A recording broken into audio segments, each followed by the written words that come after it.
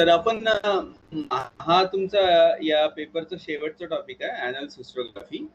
याच्यापूर्वी आपण जे पाहिलं होतं दोन प्रकारची विचारसरणी जी युरोपामध्ये इतिहास लेखनामध्ये उदयास आली होती, प्रत्यक्षवादी इतिहास लेखन आणि त्याच्यानंतर आपण पाहिलं होतं मार्क्सवादी इतिहास लेखन. तर मार्क्सचे विचार सुद्धा आपण त्याचं अध्ययन केलं आणि त्याच्यापूर्वी आपण प्रत्यक्षवादी इतिहास लेखनाचं अध्ययन केलं.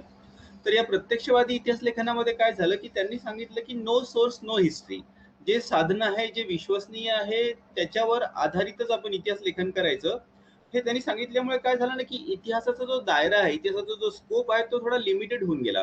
कारण लिखित साधने आपल्याला बऱ्याचशा गोष्टीची मिळत नाही. आणि या प्रत्यक्षवादी इतिहासकारांनी जेव्हा लिखित साधनांवर आणि साधनांची चिकित्सा करूनच इतिहास लिखाणाला साधनांची चिकित्सा करूनच जे लिहिलं जातं त्यालाच इतिहास म्हटल्यामुळे काय झालं की प्रामुख्याने इतिहास लेखन हे राजनैतिक बाबींवर केंद्रित झालं आणि राजनीतिक बाबींच्या बाहेरच्या गोष्टी या इतिहास लेखनामध्ये मधून बाहेर राहायला गेल्या.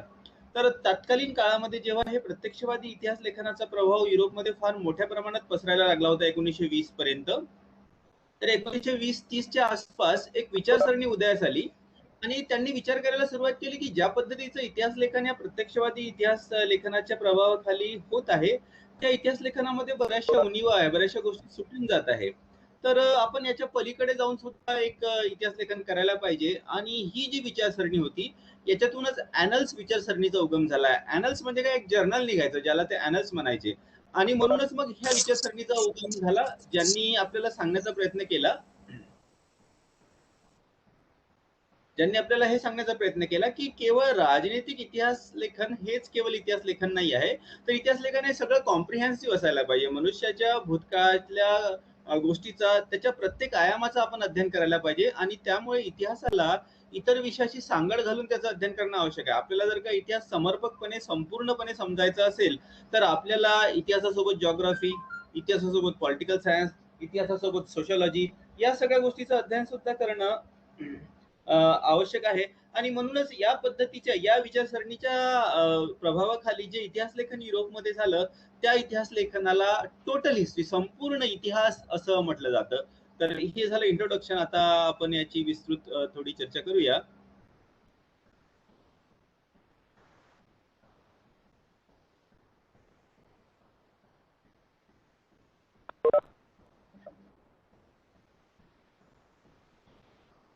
तुम्हाला दिसत आहे वर्ड फाईल आणि मी? तर हे ॲनल्स हिस्टोग्राफीमध्ये आपण ॲनल्स हिस्टोग्राफी कशाला म्हणतात, कुठल्या परिस्थितीमध्ये ॲनल्स विचारसरणीचा उगम झाला, ॲनल्सच्या विचारांचा विकास कसा होत गेला, त्या त्या या ॲनल्सच्या विचारसरणीच्या अनुसार इतिहास लेखन करणारे महत्वाचे इतिहासकार, दोन इतिहासकारांचं अध्ययन आपण करणार आहोत, मार्क ब्लॉच आणि फर्नांड ब्रुडेल. या इतिहास लेखनामध्ये काय उणिवा आपल्याला दिसून येतात आणि मग शेवटी एक त्याचा सारांश समूह आपण करूया. तर मिनिंग अर्थ मी तुम्हाला सांगितलं 1920 परत रिपीट करतो कारण अर्थ तुम्हाला येणं आवश्यक आहे. 1920 ते 30च्या दरम्यान काय झालं युरोपामध्ये की बऱ्याच लोक असे विचार करायला लागले की ज्या पद्धतीचं इतिहास लेखन प्रत्यक्षवादी इतिहासकाराच्या प्रभावाखाली युरोपमध्ये होत आहे त्या लिखाणामध्ये काही उणिवा आहे. आणि म्हणजे काय, ते एका पद्धतीचं एकांगी इतिहास लेखन होत आहे. राजनैतिक आणि मिलिटरी इतिहासाला जास्त महत्व दिलं जातं, पण त्याच्या पलीकडे जाऊन आपण माणसाच्या भूतकाळाचे जे विविध आयाम आहे, विविध ऍस्पेक्ट आहे ते शोधण्याचा प्रयत्न करायला पाहिजे. आणि या विचारसरणीच्या उगमातूनच ज्या पद्धतीचं इतिहास लेखन सुरू झालं त्यालाच ॲनल्स हिस्ट्री म्हणतं, जे की टोटल हिस्ट्री, ते विश्वास करतं की आम्ही टोटल हिस्ट्री सांगतो, कम्प्लीट हिस्ट्री सांगतो, आम्ही केवळ राजनैतिक इतिहास सांगत नाही. खरं तर ॲनल्स या शब्दाचा अर्थ होतो इयरली रेकॉर्ड, वार्षिक रेकॉर्ड ठेवलं जातं त्याला ॲनल्स म्हटलं जातं, पण या विचारसरणीला सुद्धा ॲनल्स इतिहास म्हटलं जातं. तर हा की शब्द जरूर तुम्ही लक्षात ठेवा. ॲनल्स हिस्टोग्राफी म्हणजे संपूर्ण इतिहास, मनुष्याच्या भूतकाळाचा सर्वांगीण अध्ययन. आणि कुठल्या परिस्थितीमध्ये या ॲनल्स इतिहास लेखनाच्या विचारसरणीचा उगम झाला होता ते आता आपण बघूया.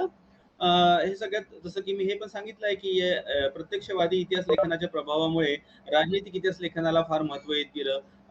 आणि या राजनैतिक इतिहास लेखनाला फार महत्व येत गेलं. तसंच प्रत्यक्षवाद्याच्या प्रभावामुळे जे आर्काइव्हल सोर्सेस असायचे, रिटर्न सोर्सेस जे असायचे, रिटर्न साधने जी असायची, त्यांना अत्याधिक महत्व येत गेलं. आणि मग याच्या पलीकडे जाऊन आपण एक इतिहासाचं अध्ययन करावं या विचारसरणीने काही लोक एकत्र आले फ्रान्समध्ये. हा जो टोटल हिस्ट्री किंवा ॲनल्सची जी विचारसरणी आहे त्याचा उगम फ्रान्समध्ये 1920-30च्या कालखंडामध्ये झाला आहे. तर त्यांनी एक जर्नल सुरू केलं ज्याचं फ्रेंचमध्ये नाव होतं ॲनल्स डी हिस्टोरी इकॉनॉमिक एंड सोशली. हे फ्रेंच प्रोनाउन्सिएशन मला तितकंसं बरोबर येत नाही, पण त्याचं इंग्लिश मधलं जे ट्रान्सलेशन आहे ते होतं annals of economic and social history. हे पॅरिसवरून प्रकाशित व्हायचं आणि त्या कालखंडातले जे महत्वाचे इतिहासकार होते मार्क ब्लॉच आणि लुसियन फेव्रे हे या ॲनल्स जर्नलचे एडिटर असायचे. आणि मग यांचं एक सर्वसाधारण विचारधारा अशी होती की जे इतिहास कंपार्टमेंटलाइज करून त्याचं अध्ययन केलं जातं, पॉलिटिकल हिस्ट्री एक वेगळी ठेवली जाते, तसं कंपार्टमेंटलायझेशन तसं वेगवेगळे भाग आपण भूतकाळाचे जर का केले तर मनुष्याच्या भूतकाळाचं व्यवस्थित आकलन आपल्याला होणार नाही. आणि history should be study of human life as a whole. मनुष्याच्या भूतकाळाचं एक समग्र अध्ययन करणं म्हणजेच इतिहास असावं असं ते म्हणतात.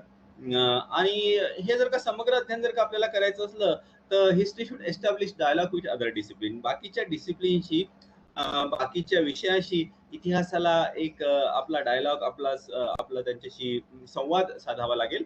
आणि म्हणूनच ही जी विचारसरणी आहे ती एक इंटरडिसिप्लिनरी स्टडीज अंतर विषयाची देवाणघेवाण करून केलेलं अध्ययन असं सर्वसाधारणतः ॲनल्स हिस्ट्री म्हणतं.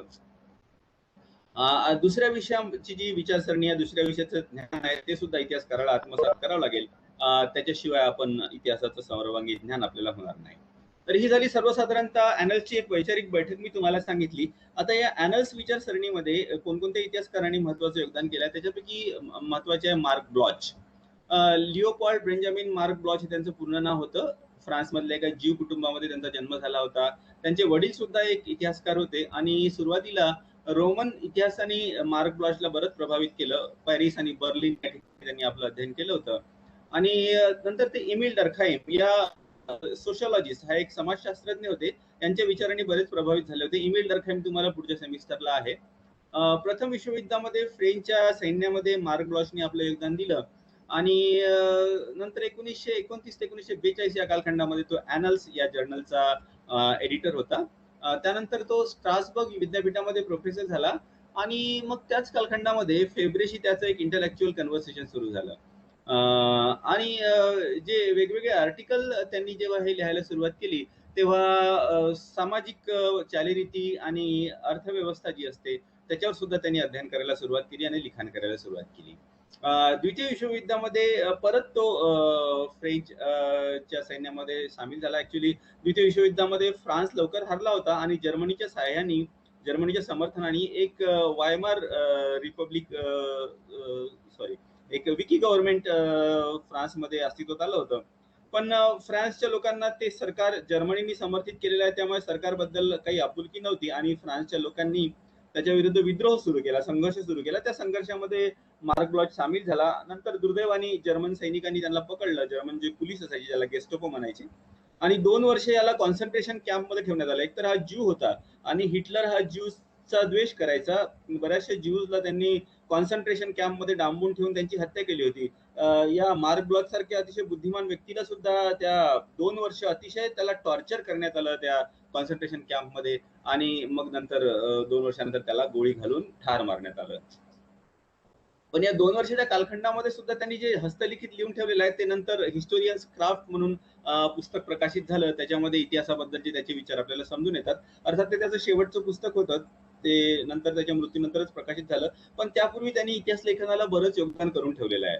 जसं सगळ्यात पहिले 1913 मध्ये त्याचं जे पुस्तक आलं द आयलँड ऑफ फ्रान्स, आणि याच्यामध्ये जी त्या तत्कालीन कालखंडामधली जी प्रचलित इतिहास लेखनाची परंपरा होती ज्याच्यामध्ये राजनैतिक इतिहासाला जास्त महत्व दिलं जायचं त्याच्यापासून दूर जाऊन यांनी फ्रान्स ची सॉइल कशी आहे, तिथली मृदा कशी आहे, तिथल्या वेगवेगळ्या भाषा कशा आहे, आर्किओलॉजिकल रिमेन कोणकोणते आहे, आर्किटेक्चर कसं आहे, असं सगळं विस्तृत विवरण याच्यामध्ये दिलं. तर ते ज्याला आपण म्हणतो ना टोटल हिस्ट्री, समग्र इतिहास त्यांनी लोकांसमोर मांडण्याचा प्रयत्न केला.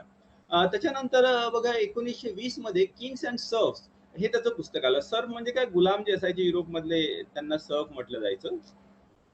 तर या पुस्तकामध्ये त्यांनी गुलामाच्या दृष्टिकोनातून इतिहास लिहिण्याचा प्रयत्न केला. तर हे सुद्धा एक वेगळा एक्सपेरिमेंट होता, वेगळा त्याचा प्रयोग होता. त्यानंतर जे पुस्तक आलं तर त्यामुळे आपण बघतो की ॲनल्सच्या इतिहास लेखनामध्ये आपल्याला अगदी वेगवेगळ्या प्रकारचे विषय हाताळलेले दिसून येतात. 1924 मध्ये रॉयल टच नावाचं त्याचं पुस्तक आलं. याच्यामध्ये काय त्यांनी केलं की तत्कालीन युरोपमध्ये एक अंधश्रद्धा होती की जर का तुम्हाला स्किन डिझीज असली, स्किनची कुठली बिमारी असली, पण राजाने जर का तुम्हाला स्पर्श केला तर ती तुमची स्किनची बिमारी दूर जाते. आता खरं तर आपण जर का ट्रॅडिशनल इतिहासाच्या दृष्टिकोनातून पाहतो म्हटलं, प्रत्यक्षवादी इतिहासकाराच्या दृष्टिकोनातून, तर हा काही इतिहासाचा विषय होऊ शकत नाही, कारण याला काही लिखित प्रूफ नसतात. लोकांमध्ये अशा दंतकथा, अंधश्रद्धा बऱ्याच प्रचलनात असतात. पण यांनी मात्र तो विषय हाताळला आणि तत्कालीन मध्ययुगीन युरोपामध्ये 1300 ते 1600, 13th century to 16th century या इंग्लिश आणि फ्रेंच सोसायटीमध्ये अशा प्रकारच्या अंधश्रद्धा कशा प्रकारे प्रचलनामध्ये असायच्या आणि त्या अंधश्रद्धाचा उपयोग राजे लोक आपल्या भल्यासाठी कसं करून ठेवायचे, जनमानसामध्ये आपली महत्वाची देवासारखी प्रतिमा तयार करण्यासाठी करून ठेवायचे. तर त्यांची मानसिकता तसंच सर्वसामान्याची मानसिकता, या मानसिकतेचा त्यांनी अध्ययन करण्याचा प्रयत्न केला. तर बघा, ॲनल्सची जी विचारसरणी आहे त्याच्यामध्ये एक फ्रेज आहे मेंटॅलिटीज. मेंटॅलिटीज म्हणजे काय? मानसिकता. तर समाजाची मानसिकता जाणून घेणं हे सुद्धा इतिहास लेखनाचा किंवा इतिहासाच्या अध्ययनाचा एक महत्वाचं अंग आहे, अशी विचारसरणी ॲनल्सने समोर मांडली. आणि त्या मेंटॅलिटीलाच, त्या मानसिकतेलाच एक्सप्लोअर करण्याचा प्रयत्न या द रॉयल टच या पुस्तकामध्ये यांनी केला, ज्याच्यामध्ये 13 टू 16 सेंचुरी या कालखंडामधला हा इतिहास आहे फ्रान्स आणि इंग्लंडचा मार्क ब्लॉशनी हे तुम्हाला सांगितलं आहे. आणि या विषयाचं अध्ययन करण्यासाठी त्यांनी सोशलॉजी, सायकोलॉजी अशा बऱ्याचशा विषयाची मदत घेतलेली आपल्याला दिसून येत आहे. तसंच त्यात तत्कालीन कालखंडामधलं ऍग्रिकल्चर सिस्टम कशी होती, सामाजिक नीती नियम कसे असायचे, ज्युडिशरी कशी होती, या सगळ्याचा अध्ययन तो आपल्या पुस्तकामध्ये करतो. तर इतिहासाचा जो कॅनव्हास आहे तो त्यांनी बराच मोठा करून सर्वांगीण भूतकाळ समजून घेण्याचा, जाणून घेण्याचा प्रयत्न केला. त्यानंतर फ्रेंच रूलर हिस्ट्री हे पुस्तक त्यांनी 1924 मध्ये लिहिलं आणि मेडिवल फ्रान्समध्ये कशा प्रकारचं समाज जीवन होतं, ॲग्रेरियन लाईफ, शेतीशी निगडीत जीवन कशा पद्धतीचं होतं, स्लेवरी ही कशा पद्धतीने हळूहळू नष्ट होत गेली आणि त्याची जागा सर्फडमने घेतली. स्लेवरी म्हणजे काय असायचं ना, की एखाद्या व्यक्तीला कोणी विकत घेऊ शकायचं. सर्फडम मध्ये विकत घेण्याची पद्धती नव्हती. स्लेवरी आणि सर्फडम मध्ये थोडासा फरक आहे. पण सर्फला शेतावर पिढ्यानं पुढे काम करत राहायचं. एक पिढी राबली की त्याची पुढची पिढी सर्फ होऊन शेतावर काम करत राहायची. शेत जमीन ही जमीनदाराची राहायची, पण सर्फला त्याच्यावर काम करून त्याच्यातून आपला जो धान्याचा हिस्सा राहायचा तो मात्र मिळायचा. त्याच्यानंतर 1940 मध्ये फुडल सोसायटी हे त्याचं पुस्तक अतिशय प्रसिद्ध झालं आणि तत्कालीन कालखंडामध्ये समाजामधले कसे जीवन मध्ये बदलाव होत गेले त्यांनी समजण्याचा प्रयत्न केला. आणि समाज, अर्थव्यवस्था, राजनीती, टेक्नॉलॉजी, सायकोलॉजी एका फ्युडल वर्ल्डमध्ये, एका सरंजामशाही पद्धतीमध्ये यांचे आपसातले रिलेशन कसे असतात, यांचं स्ट्रक्चर कसं काम करतं, हे त्यांनी जाणून घेण्याचा प्रयत्न या पुस्तकामध्ये केला. आणि त्याचं फुडल सिस्टमवरचं, युरोपातल्या फुडल सिस्टमवरचं, सरंजामशाही परिस्थितीवरचं खूप चांगलं पुस्तक मानण्यात येतं. आणि आपल्या सगळ्या या अध्ययनामध्ये सुद्धा तो आर्किओलॉजी, ॲग्रॉनॉमी म्हणजे स्टडी ऑफ सॉइल, मृदेचं अध्ययन, कार्टिओग्राफी म्हणजे मॅपचं अध्ययन, फोकलोअर, गावामध्ये ज्या फोक गोष्टी असतात, फोकलोअर ज्याला ग्रामगीते म्हणतात, भाषाशास्त्रज्ञ, इकॉनॉमिक थिअरी, स्टॅटिस्टिकल मेथड, या सगळ्या मेथडचा उपयोग करून त्यांनी हे पुस्तक लिहिलं. तर आपण बघतो की ॲनल्सच्या प्रभावाखाली इतिहास लेखन हे फार मोठ्या प्रमाणात प्रगल्भित होत चाललेलं आहे. वेगवेगळ्या विषयाची सांगड, तसंच वेगवेगळ्या विषयाचं अध्ययन करण्याची जी टेक्निक असते, आता खरं तर स्टॅटिस्टिकल मेथड ही मॅथमॅटिक्सची मेथड आहे, पण त्याचा उपयोग त्यांनी इतिहासाच्या अध्ययनामध्ये केला, जे की बरंच कॉम्प्लिकेटेड गोष्ट आहे. त्याच्यानंतर मागे सांगितल्याप्रमाणे त्याला जेव्हा जर्मन अधिकाऱ्यांनी अरेस्ट केली द्वितीय विश्वयुद्धाच्या दरम्यान आणि त्याला जेव्हा कॉन्सन्ट्रेशन कॅम्पमध्ये ठेवलं, तर तिथे त्यांनी आपल्या इतिहासाबद्दलचे विचार लिहून काढले. तर ही एक अनफिनिश मॅन्युस्क्रिप्ट होती, अनफिनिश हस्तलिखित होतं, जे की त्याच्या मृत्यूनंतर प्रकाशित झालं. हे प्रकाशित स्वरूपात आहे माझ्याकडे, एक मी दाखवतो तुम्हाला.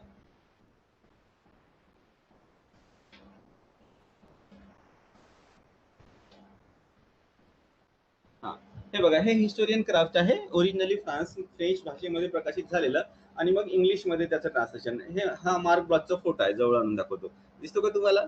तर त्याचं जे हे पुस्तक आहे हे नंतर प्रकाशित झालं आणि याच्यामध्ये मार्क ब्लॉचच्या इतिहास लेखनाबद्दलचे जे विचार होते ते आपल्याला दिसून येतात.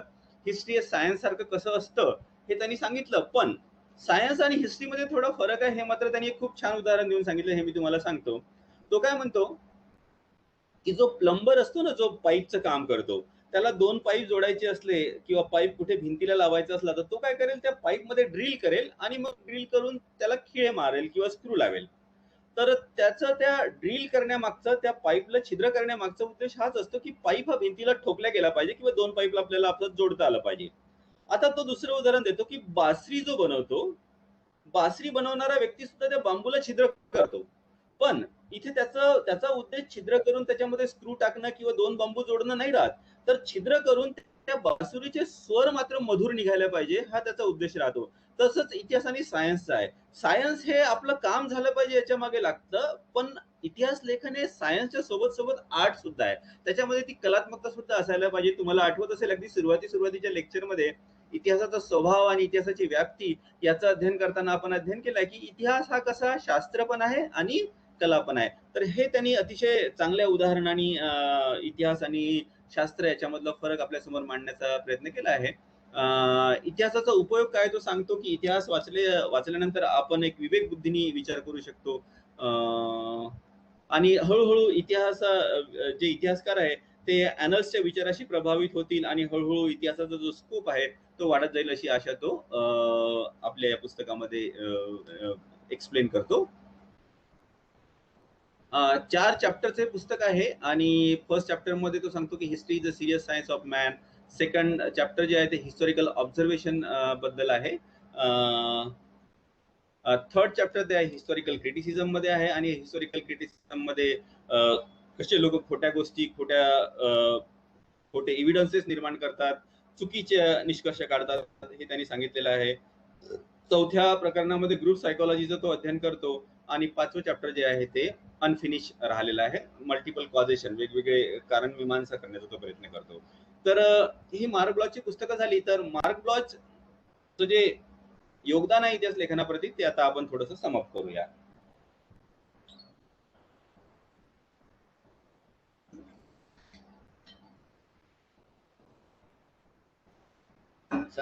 त्याचं एक अत्यंत महत्वाचं योगदान म्हणजे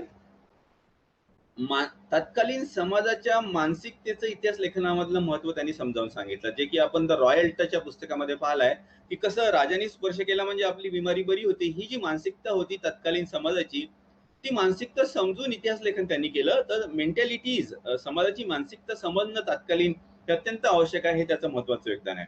बघा काय होतं ना, आपण जेव्हा इतिहासाचे हे ॲनल्स सांगतो आपल्याला की आपण जेव्हा एखाद्या ऐतिहासिक घटनाचं विश्लेषण करतो किंवा एखाद्या ऐतिहासिक व्यक्तीचं विश्लेषण करतो तर त्यांच्याकडे आपण आजच्या दृष्टिकोनातून पाहण्याचा प्रयत्न करतो आणि हे करताना आपण विसरून जातो की तत्कालीन युगाची मानसिकता ही वेगळी होती. तर तत्कालीन युगाची मानसिकता जाणून घेणं हे इतिहासाच्या अध्ययनातलं महत्वाचं योगदान आहे मार्क ब्लॉचचं.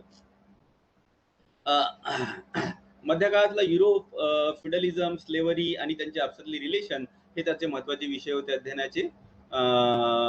त्यांनी फक्त आर्काइव्हल सोर्सेस जे लिखित साधनं होती त्याच्यावर फक्त तो अवलंबून राहिला नाही. लिखित साधनाच्या विरुद्ध नव्हते बरं ॲनल्स, हे पण लक्षात घ्या. लिखित साधने महत्वाची असतात, पण या लिखित साधनांव्यतिरिक्त ज्याला non traditional sources of history म्हणतात, सायकोलॉजी, सोशॉलॉजी, आर्किओलॉजी, ॲग्रॉनॉमी, शेतीचं अध्ययन, कार्टोग्राफी, फोल्कलोर, लिंग्विस्टिक या सगळ्या गोष्टीचा अध्ययन सुद्धा त्यांनी करण्याचा प्रयत्न केला. इकॉनॉमिक थिअरी आणि स्टॅटिस्टिकल मेथड सुद्धा त्यांनी इतिहासाच्या अध्ययनामध्ये लावण्याचा प्रयत्न केला. तर हे झालं मार्क ब्लॉच.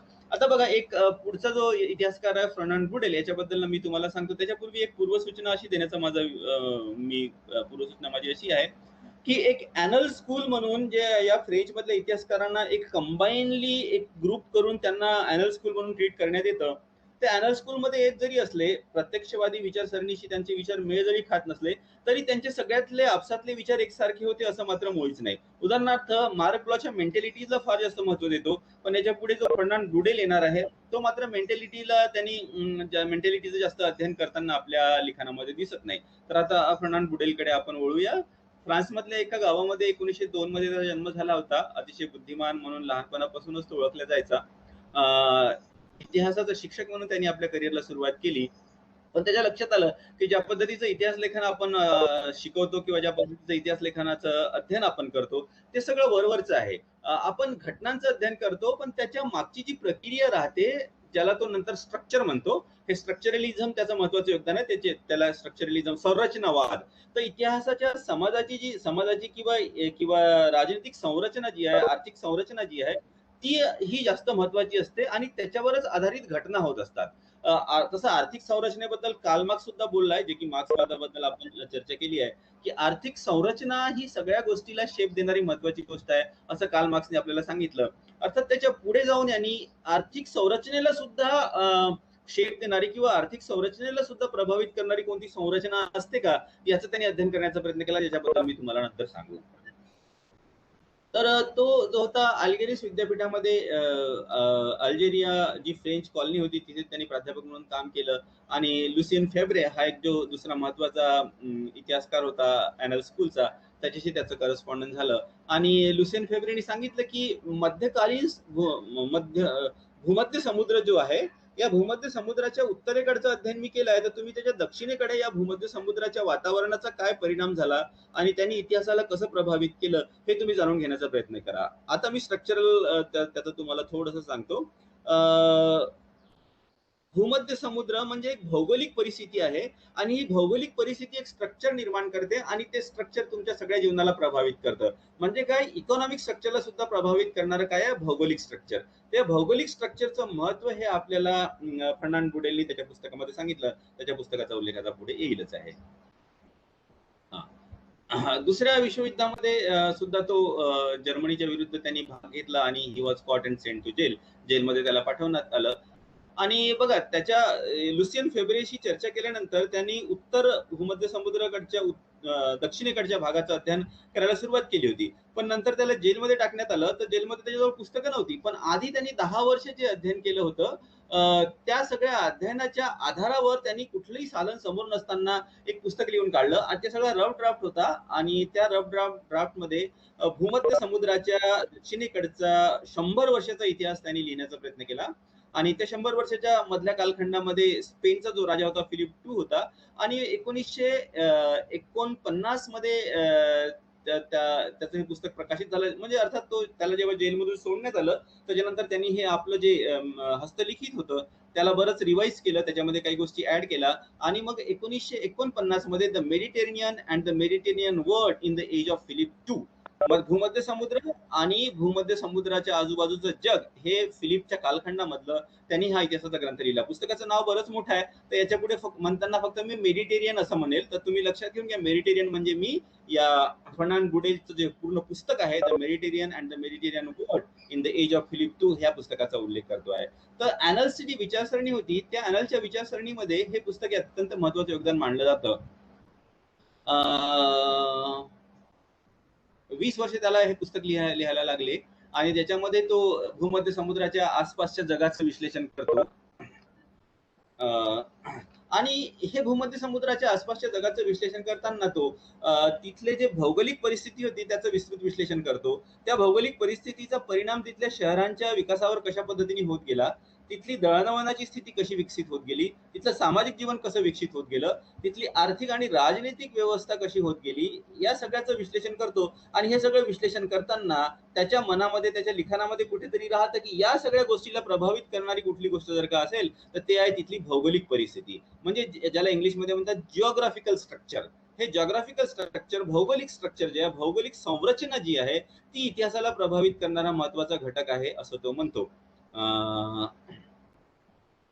आणि तो सांगतो की माझ्या पुस्तकाचा हिरो जो आहे तो फिलिप II नाही आहे. फिलिप IIच्या कालखंडाबद्दल जरी मी बोलतो आहे तरी माझ्या पुस्तकाचा मुख्य हिरो कोण आहे, तो आहे भूमध्य समुद्र. कारण भूमध्य समुद्राच्या वातावरणामुळे सगळ्या गोष्टी प्रभावित होत गेल्या, सगळ्या घटना प्रभावित होत गेल्या आणि व्यक्तीचं व्यक्तिमत्व सुद्धा प्रभावित होत गेलं. त्यामुळे इतिहासाला दिशा देणारं महत्वाचं जर का कुठली गोष्ट असेल तर ते आहे भूमध्य समुद्र. आणि त्यामुळे आपल्या पुस्तकामध्ये तो सांगतो की एखाद्या घटनांचं विश्लेषण करणं किंवा एखाद्या व्यक्तीचं युद्धाचं वर्णन करणं हे काही इतिहासाचा फार महत्वाचा विषय होऊ शकत नाही. तर इतिहासाचा फार महत्वाचा विषय काय असू शकतो की संरचनेमध्ये कसे बदल होत गेले. बघा, भौगोलिक संरचना ही सगळ्यात खाली असते जी इतर सगळ्या संरचनेला प्रभावित करते. आणि या इतर सगळ्या संरचना म्हणजे कोणत्या, इकॉनॉमिक, आर्थिक संरचना, राजनीतिक संरचना, सांस्कृतिक संरचना. तर ह्या संरचना भौगोलिक संरचनेमुळे प्रभावित होतात. आणि ह्या ज्या वरच्या संरचना राहतात, आर्थिक, सामाजिक, सांस्कृतिक आणि राजनैतिक, या संरचना घटनांना प्रभावित करतात आणि व्यक्तीला प्रभावित करतात. तर सगळ्यात मूळ कुठल्याही गोष्टीचं जर का कारण असेल तर ते आहे भौगोलिक संरचना.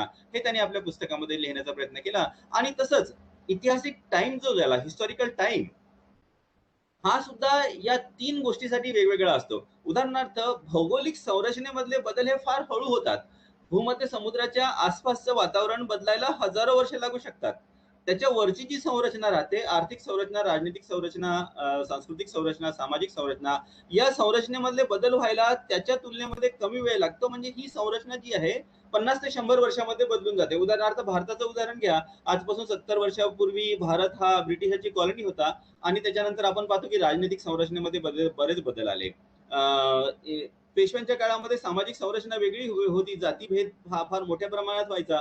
त्याच्यानंतर इंग्रजांच्या कालखंडामध्ये या जातीभेदाला तडा गेला आणि आता आधुनिक कालखंडामध्ये आणखीनच तडा गेला. म्हणजे काय, सामाजिक संरचना सुद्धा चेंज होते आहे. तर ती पण लवकर दिसणार नाही. 2 वर्षामध्ये तुम्हाला, 10 वर्षामध्ये दिसणार नाही. तर सामाजिक संरचनेमध्ये, एखाद्या देशाच्या राजनैतिक संरचनेमध्ये बदल व्हायला 50 ते 100 वर्ष लागतो.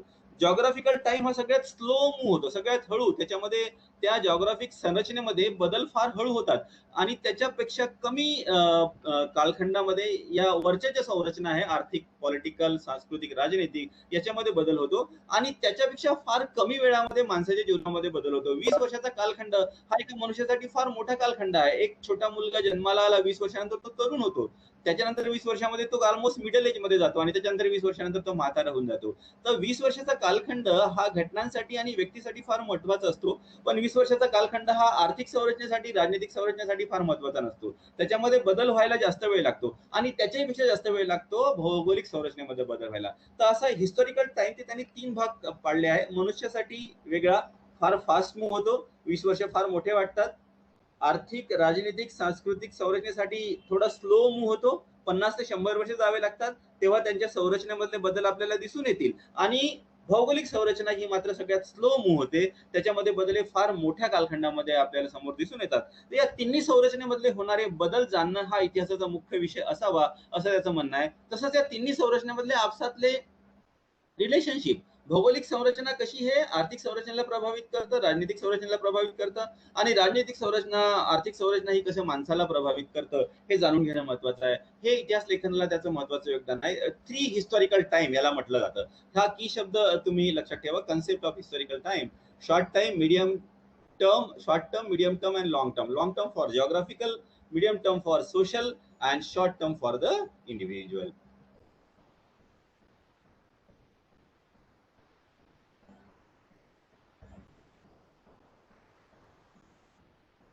हा, तसंच त्यांनी हा जो सगळ्यात जॉग्राफिकल स्ट्रक्चरमध्ये चेंजेस आणणारा जो टाइम आहे, याच्यासाठी त्यांनी एक शब्द वापरला, जिओ हिस्ट्री. हे पण तुम्ही लक्षात ठेवा. इंटरमिडिएट स्ट्रक्चरल चेंजेस हे सांगून झालं आहे, हे पण सांगून झालं आहे. 3 लेयर्स. आणि मग तो सांगतो की हे स्ट्रक्चर संबंध जास्त महत्वाचं आहे. आपल्याला घटनांवर किंवा व्यक्तीच्या कामावर नुसतं आपलं लक्ष केंद्रित करू नये इतिहासकारांनी. आणि म्हणूनच तो सांगतो की Philip two was not a actor but he was acted upon. म्हणजे काय, फिलिप टूनी स्वतः काम न करता त्याच्या व्यक्तिमत्वाला आजूबाजूच्या संरचनेनी प्रभावित केलेलं होतं. ते एका विशिष्ट संरचनेमध्ये व्यक्ती तयार होतो, त्यामुळे त्याचं व्यक्तिमत्व तसं होऊन जातं. हे तो सांगण्याचा प्रयत्न आपल्या इतिहास लेखनामध्ये करतो.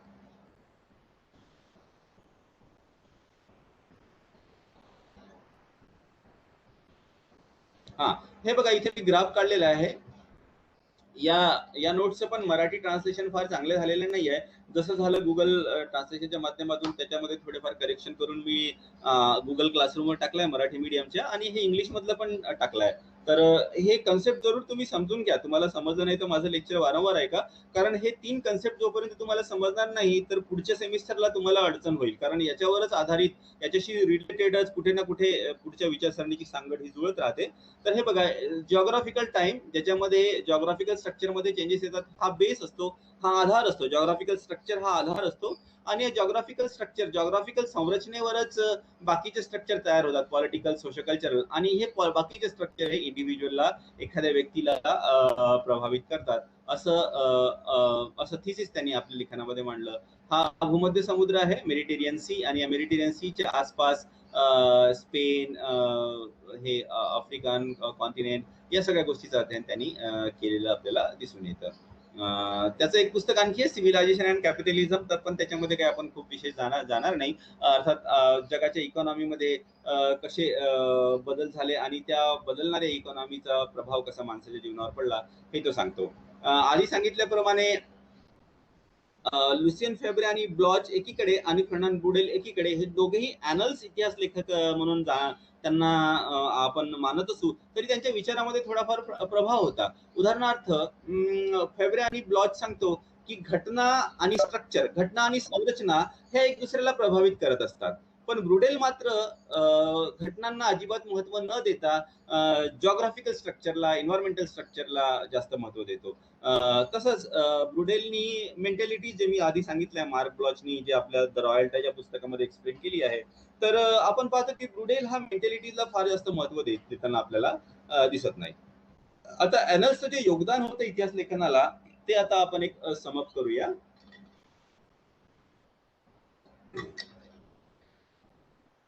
ॲनल्स ऑफ फ्रान्स मधून उगम होऊन हळूहळू तो युरोपातील इतर देशांमध्ये, अमेरिकेमध्ये, रशियामध्ये पसरला. त्यांचं एक महत्वाचं योगदान आहे टोटल हिस्ट्री, संपूर्ण इतिहासाचे इतर वेगवेगळ्या विषयाची सांगड घालून आपण त्याचं अध्ययन करायला पाहिजे. त्याचं कंपार्टमेंटलायझेशन करायला नको. जर का आपण कंपार्टमेंटलायझेशन केलं तर मनुष्याच्या जीवनाचं सर्वांगीण चित्र आपल्या समोर उभं राहणार नाही. त्यामुळे टोटल हिस्ट्री, संपूर्णपणे होलिस्टिक हिस्ट्री आपण जाणून घेण्याचा प्रयत्न केला पाहिजे. हे त्यांचं महत्वाची विचारसरणी होती. Interdisciplinary approach. आणि जर का आपल्याला भूतकाळाचं सर्वांगीण अध्ययन करायचं असेल तर आपल्याला इतिहासाबरोबरच बाकी इतर विषयांशी इतिहासाची सांगड घालणं आवश्यक आहे. समाजशास्त्राचं जाणून घेणं आवश्यक आहे. अर्थव्यवस्था जाणून घेणं आवश्यक आहे. त्यामुळे सोशॉलॉजी आणि इकॉनॉमिक्सचं अध्ययन हे आपल्यासोबत आलं असतं. ऑर्गॅनिक युनिटी मनुष्याच्या आयुष्यामध्ये असतं. जसं माणसाच्या शरीराचे वेगवेगळे अंग असतात पण हे एकत्रपणे काम करतात. आणि आपल्याला जर का हात कसा काम करतो हे जर का जाणून घ्यायचं असेल तर ब्रेनची फंक्शनिंग सुद्धा आपल्याला माहित पाहिजे की नर्वस सिस्टम जी असते ती ब्रेन पासून कंट्रोल होते वगैरे वगैरे. तसंच इतिहास सुद्धा हा एक ऑर्गॅनिक युनिटी त्याच्यामध्ये असते. मनुष्याच्या जीवनाचा एक डायमेन्शन किंवा एक आस्पेक्ट, पॉलिटिकल आस्पेक्ट समजा, हे तुमच्या आर्थिक आणि सांस्कृतिक जीवनाला सुद्धा प्रभावित करतं. तर स्ट्रक्चरलिझमला त्यांनी फार महत्व दिलं, हे मी ऑलरेडी सांगितलंय तुम्हाला. इकॉलॉजिकल स्ट्रक्चरला त्यांनी फार महत्व दिलंय. आणि जसं तुम्हाला आठवत असेल की कार्ल मार्क्स हा इकॉनॉमिक डिटर्मिनिझम बद्दल सांगतो की अर्थव्यवस्थेवरच सगळ्या गोष्टी आधारित असतात. पण ब्रुडेलनी आणि ॲनल्सनी पुढे जाऊन इकॉलॉजिकल डिटर्मिनिझम सांगण्याचा प्रयत्न केला की अर्थव्यवस्थेपेक्षा त्यालाही शेप देणारी एक कुठलं स्ट्रक्चर असेल, एक कुठला डिटरमायनिंग फॅक्टर असेल, एक कुठला निश्चित करणारा फॅक्टर जर का असेल तर ते आहे इकॉलॉजिकल डिटर्मिनिझम, असं तो सांगतो. ऑफ टाइम हे त्याचं फार महत्वाचं योगदान आहे. मेंटॅलिटीज हे अत्यंत महत्वाचं योगदान आहे. सायकोलॉजिकल अँकरिझम ज्याला म्हणतात ना फेब्रे, सायकोलॉजिकल अँकरिझम म्हणजे काय, आजच्या मानसिकतेतून भूतकाळातल्या गोष्टींना जज करणे, भूतकाळातल्या गोष्टीचं विश्लेषण करणे. असं न करता आपण भूतकाळाचीच मेंटॅलिटी समजून घ्यायला पाहिजे असं आपल्याला ॲनल्स सांगण्याचा प्रयत्न करतं. आणि या ॲनल्सच्या विचारसरणीतूनच वेगवेगळी पुस्तकं नंतर लिहिल्या गेली. नॉन ट्रॅडिशनल सोर्सेसचं महत्व त्यांनी सांगण्याचा प्रयत्न केला. जे दंतकथा असतात त्या सुद्धा महत्वाच्या असतात हे त्यांनी सांगण्याचा प्रयत्न केला.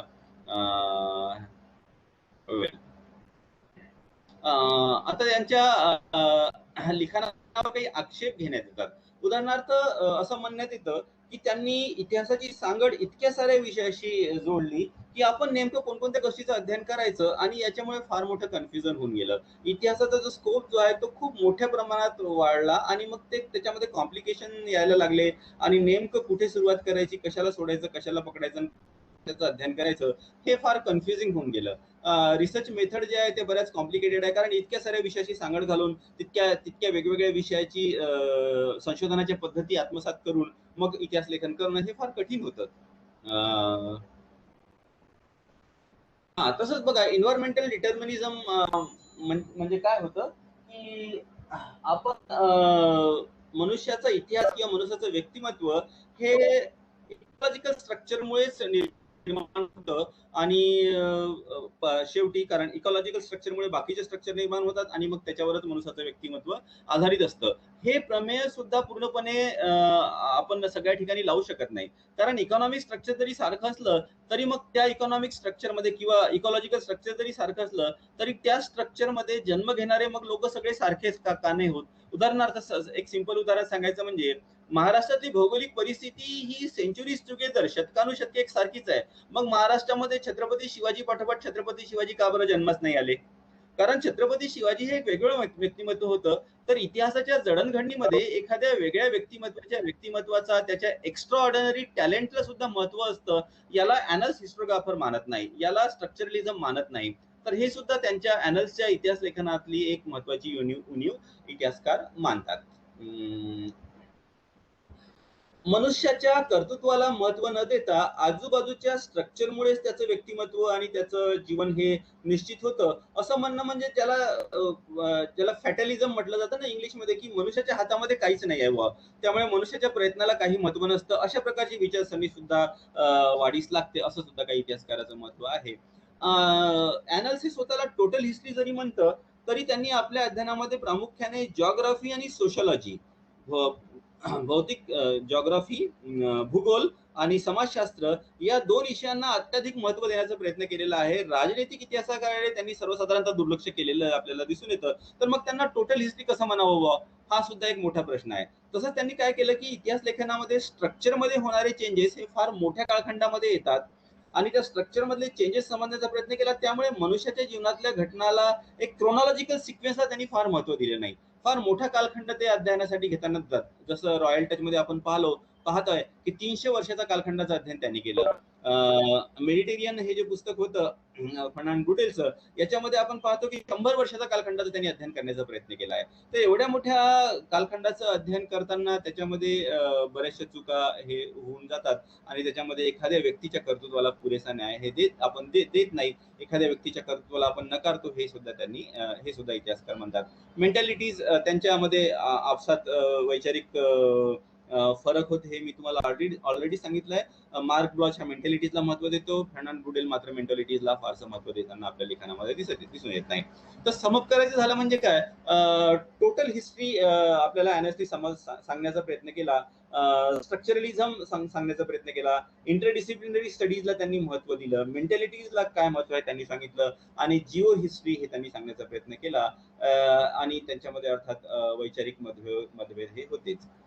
तर हे झालं ॲनल्स इतिहास लेखनाबद्दलचे विचार. आपण मार्क ब्लॉच, फर्नांड बुडेल यांची पुस्तकं पाहिली.